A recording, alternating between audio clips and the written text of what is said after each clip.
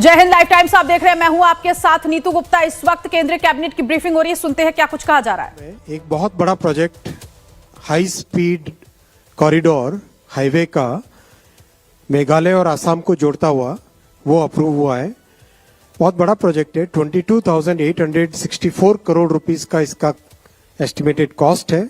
166 kilometres 4 लेन access controlled, बहुत important. अगर आप इसको मैप पे देखेंगे, आपको पिंक कलर का जो एग्जिस्टिंग हाईवे दिख रहा है, ये हाईवे और कंपेयर करिए अब आप brown and red.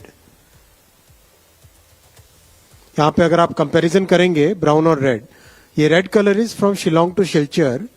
This will be the new highway which will basically provide a major connectivity to Tripura, Manipur and Mizoram, and this will become a major corridor for Northeast. 22,864 crore rupees का ये project है, बहुत बड़ा project है। This project will be constructed under hybrid annuity mode. There are 3 years of construction period and 15 years of operation period. Because of the Northeast terrain, 19 major bridges, 153 minor bridges, 326 culverts, 22 underpasses, 26 vehicle overpasses, and 34 viaducts amounting to about 9 kilometers. बहुत ही complex project है, and this will become a major lifeline for the entire Northeast. I'll come to the second decision. आप सब जानते हैं कि प्रधानमंत्री श्री नरेंद्र मोदी जी ने अपने कार्यकाल के आरंभ से ही किसानों के हित में बहुत फैसले लिए हैं, और जो ये ऐतिहासिक तीसरी टर्म है, इसमें तो मोदी जी ने एक के बाद एक किसानों के लाइवलीहुड को इम्प्रूव करने के लिए हर तरह के अच्छे फैसले लिए हैं। आज एक बड़ा फैसला हुआ है, शुगर केन सीजन 2025, इस सीजन के लिए fair and remunerative price sugar cane का डिसाइड किया गया है। आप सब जानते हैं कि this is the benchmark price below which sugar factories cannot purchase. That means they have to purchase at this or above price. Actual calculation of FRP is done on the basis of variety of factors. CACCP is the CACP, Agriculture Cost and Prices Committee. That committee basically works out the costing. किसानों के बहुत सारे factors, cost of production को, margin को, reasonable margin रहना चाहिए, recovery rate कितनी है शुगर केन में, सब चीजों को ध्यान में रखते हुए ये फैसला लिया जाता है। आज निर्णय लिया गया है कि fair and remunerative price sugar cane का रहेगा 355 रुपीज पर क्विंटल, और इसके ऊपर 0.1% पे एक एडजस्टमेंट है, और नीचे 0.1% होने पर एक रिकवरी अगर 10.25% से कम होती है तो उसका एक एडजस्टमेंट है। बहुत ही साइंटिफिक फॉर्मूला है। बेसिक तौर पे अगर आप देखें कि जो कॉस्ट है, all India weighted average cost of production of sugar cane, वो है 173 रुपीज पर क्विंटल। ऑलमोस्ट उसका डबल प्राइस डिसाइड किया गया है 355 रुपीज पे, 105% more than the cost. This is very important figure. 2023-24 इस पीरियड का जो एग्रीकल्चर, इस शुगर केन सीजन के जो कंप्लीट लेटेस्ट डेटा है, उसके हिसाब से शुगर केन फार्मर्स को 1,11,701 करोड़ रुपए शुगर केन के दाम के रूप में मिले हैं, जो कि एक बहुत अच्छा रिम्यूनरेटिव प्राइस माना जाता है। शुगर का प्रोडक्शन 320 लाख मेट्रिक टन और शुगर केन की crushing 3190 lakh metric ton. Overall youth और मिडिल क्लास के लिए इंफ्रास्ट्रक्चर, ट्रांसपोर्ट सेक्टर को इंप्रूव करना और series of decisions for farmers welfare, ये सारे फैसले अब तक के ऐतिहासिक तीसरी टर्म में लिए गए हैं। मैं बहुत क्विकली इन दोनों सब्जेक्ट्स, एकदम लिमिटेड इन्हीं दोनों सब्जेक्ट्स पे अगर कोई क्वेश्चंस हो तो आप पूछें, केवल इन्हीं दोनों पे। 145 सर नमस्ते, इधर सुजीत ठाकुर दैनिक भास्कर से। सर आपको सर देश जिस आप तो गन्ने लेफ्ट में होते थे, राइट में आ गए। सर मैं अभी मौसम ऐसा राइट में ही रहना पड़ेगा। देश जिस गन्ने के जूस का इंतजार कर रहा है उसके बारे में सर कुछ। चलिए 22, सर मैं लक्ष्मण CNBC आवाज से। ये किसानों को जो अपने 23-24 में 1,11,701 करोड़ रुपए देने का यहाँ पे पेड किया गया ऐसा बताया, तो ये FRP बढ़ाने से और जो शुगर केन का प्रोडक्शन का एस्टिमेट है तो उससे कितना अतिरिक्त पैसा किसानों को मिलेगा ओवरऑल? इससे ज्यादा ही मिलेगा। 1,11,000 करोड़ 23-24 का डेटा है, इससे ज्यादा ही मिलता है हमेशा। 4, please. Sir, I am Deepak from Times of India. About this Silchar project, what we have seen in Uttarakhand, where we went for 2-lane and paved shoulder, and also in Simla projects, because of hill cutting, there is a major environmental disaster. In this part also it's a hilly area, and we are building 4-lane, which is ideally should not be done. What kind of precautions are being taken to ensure that we don't encounter similar problems? Design के सारे precautions इन सब projects में लिए गए हैं। विशेषकर जहां पे टनल्स बनानी है वहां पे ज्यादा ध्यान दिया गया है। जहां पर रोड के हिल के साइड में है वहां पर भी बहुत स्लोप स्टेबलाइजेशन वगैरह के सारे प्रिकॉशंस जो साइंटिफिक प्रिकॉशंस है, एनवायरमेंटल प्रिकॉशंस है, वो पूरे लिए गए। 17, Thank you, ma'am. Mr. Vaishnav, my name is Tripti Nath. I'm an independent journalist. We welcome the affirmative steps that the government has taken with regard to highway connectivity and for farmers' welfare. But the million-dollar question is national security. I'm sorry we can't. Not in the cabinet briefing. Yeah, carry on. no more hands up. Yeah. दे दीजिए mic दीजिए। 45, welcome to this is Vibhuti. My question is specifically about on Odisha issue because you belong from that state. I am from the Sambad. Cabinet का पूछो। ये press conference नहीं है दोस्त, ये cabinet briefing है।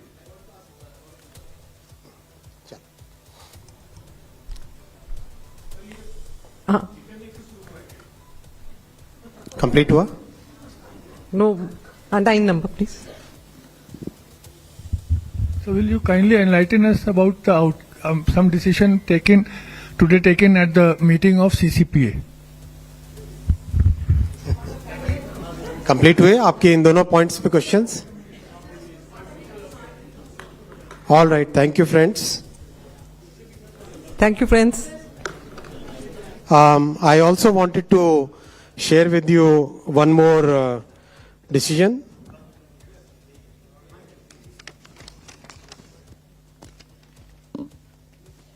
साथियों, आप सब जानते हैं कि कांग्रेस की सरकारों ने आज तक जाति जनगणना का विरोध किया है। आजादी की बाद की सभी जनगणनाओं में जातियों की जनगणना नहीं की गई। 1947 के बाद से अगर देखें हम, वर्ष 2010 में तत्कालीन प्रधानमंत्री दिवंगत डॉक्टर मनमोहन सिंह जी ने लोकसभा में आश्वासन दिया था कि जाति जनगणना पर कैबिनेट में विचार किया जाएगा। तत्पश्चात एक मंत्रिमंडल समूह का भी गठन किया गया था, ग्रुप ऑफ मिनिस्टर्स, जिसमें अधिकांश राजनीतिक दलों ने जाति आधारित जनगणना की संस्तुति की थी। इसके बावजूद कांग्रेस की सरकार ने जाति जनगणना के बजाय एक सर्वे कराना ही उचित समझा। उस सर्वे को सभी SECC के नाम से जानते हैं। इस सब के बावजूद कांग्रेस और इंडी गठबंधन के दलों ने जाति जनगणना के विषय को केवल अपने राजनीतिक लाभ के लिए उपयोग किया। जनगणना का विषय संविधान के अनुच्छेद 246 की केंद्रीय सूची की क्रम संख्या 69 पर अंकित है। यह केंद्र का विषय है। हालांकि कई राज्यों ने सर्वे के माध्यम से जातियों की जनगणना की है।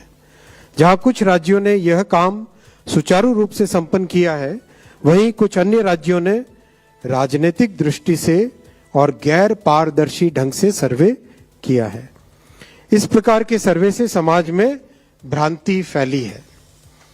इन सभी स्थितियों को ध्यान में रखते हुए और यह सुनिश्चित करते हुए कि हमारा सामाजिक ताना बाना राजनीति के दबाव में न आए, जातियों की गणना एक सर्वे के स्थान पर मूल जनगणना में ही सम्मिलित होनी चाहिए। इससे यह सुनिश्चित होगा कि समाज आर्थिक और सामाजिक दृष्टि से मजबूत होगा और देश की प्रगति भी निर्बाध चलती रहेगी। आज दिनांक 30/4/2025 के दिन प्रधानमंत्री श्री नरेंद्र मोदी जी के नेतृत्व में राजनीतिक विषयों की कैबिनेट समिति ने यह निर्णय लिया है कि जातियों की गणना को आने वाली जनगणना में सम्मिलित किया जाए। यह इस बात को दर्शाता है कि वर्तमान सरकार देश और समाज के सर्वांगीण हितों और मूल्यों के लिए प्रतिबद्ध है। जैसे कि पहले भी जब समाज के गरीब वर्गों को 10% आरक्षण का प्रावधान किया गया, तब भी समाज के किसी घटक में तनाव उत्पन्न नहीं हुआ था। Friends, I will read this statement in English. Congress governments have always opposed caste census. Caste was not included in all the census operations conducted since independence. In 2010, then Prime Minister late Dr. Manmohan Singh ji had assured the Lok Sabha that the matter of caste census should be considered in the cabinet. A group of ministers was formed to consider this subject. Most of the political parties had recommended caste census.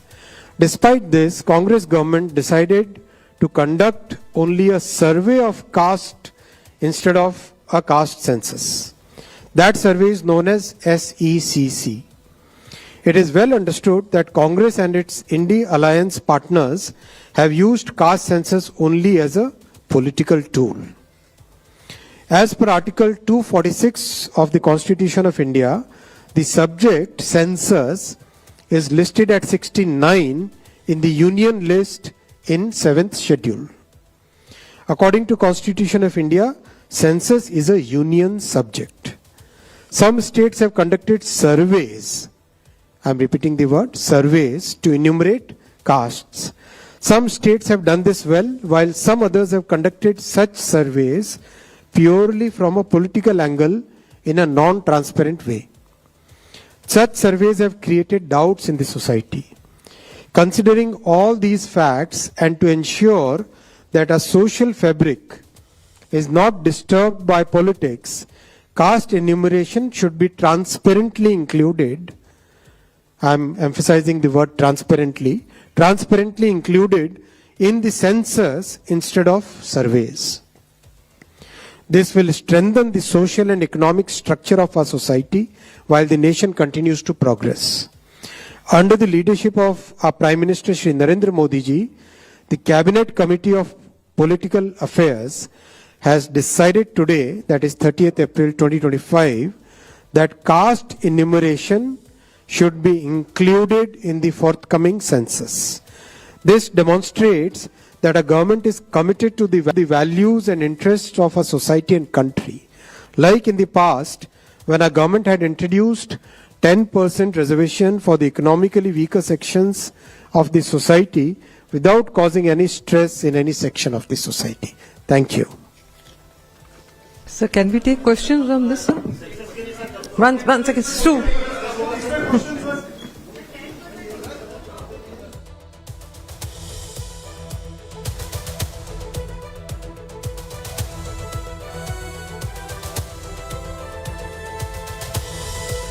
तो बड़े फैसले यहां पर लिए गए और इस briefing में रेल मंत्री अश्विनी वैष्णव ने बताया कि मोदी सरकार जातीय जनगणना कराएगी। कैबिनेट मीटिंग की ये 10 बड़ी बातें इस वक्त।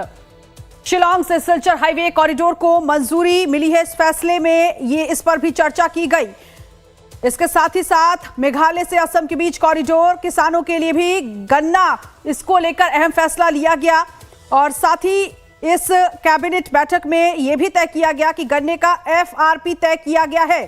साथ ही साथ नॉर्थ ईस्ट के लिए जो मेघालय से असम का कॉरिडोर है वो लाइफलाइन होगा।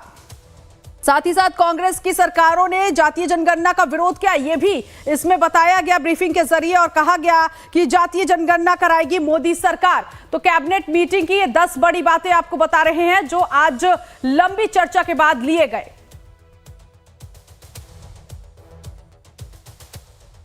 और लाइफ टाइम्स पर खबरों का सिलसिला लगातार जारी है।